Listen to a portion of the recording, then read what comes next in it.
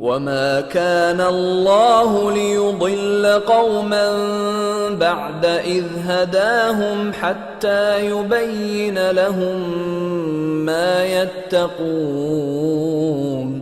إن الله بكل شيء عليم. وما کان اللہ، وہ اور ما نہیں، کانا ہے اللہ، اللہ لیضل، لام یقیناً کے لیے، دل یدل گمراہ کرنا،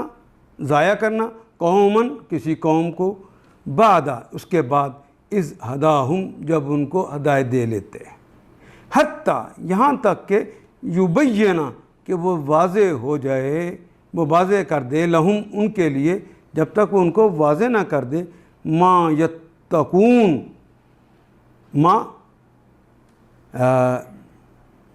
یعنی اللہ کا یہ طریقہ نہیں ہے، ما کان اللہ، یہ اللہ کا یہ طریقہ ہے ہی نہیں، اللہ کی یہ سنت نہیں ہے.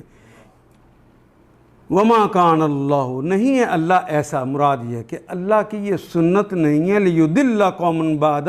اذ ہداہم، کہ لوگوں کو ہدایت دینے کے بعد پھر گمراہی میں مبتلا کر دے، نہیں، اللہ کی یہ سنت ہی نہیں ہے. جب تک وہ صاف صاف نہ بتا دے کہ انہیں کن کن چیزوں سے بچنا ہے، یبین لہم، کہ انہیں ایک ایک کھول کھول کے واضح واضح کر دے، ما یتقون، وہ کیا کیا ہے یتقون، جس سے انہوں نے بچنا ہے. ان اللہ بکل شیء علیم، ان بے شک اللہ، اللہ ہے، بے کے متعلق کل اردو میں استعمال ہونے والے سارے کلمات ہیں، شیء کسی شے کے لیے، چیز کے لیے، شے کی جمع شے اردو میں کہتے ہیں، پنجابی میں بھی، علیم ازل سے ابد کے جاننے والے. اللہ کا یہ طریقہ نہیں ہے کہ لوگوں کو ہدایت دینے کے بعد پھر گمراہی میں مبتلا کرے، جب تک کہ انہیں صاف صاف بتا نہ دے کہ انہیں کن کن چیزوں سے بچنا ہے. اور جب نبوت تھی تو انبیاء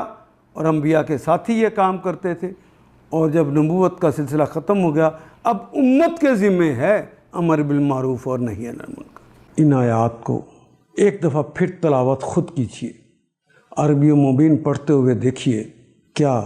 بات پوری اندر اتر رہی ہے؟ کیا یہ اردو کے سانچے میں ڈھلتی گئی ہیں عبارتیں؟ اگر بات سمجھ آنی شروع ہو گئی تو الحمدللہ یہی ہمارا ہدف ہے، اور یہ ہدف پورا ہو گیا. اللہ میرا اور آپ کا حامی و ناصر. الف لام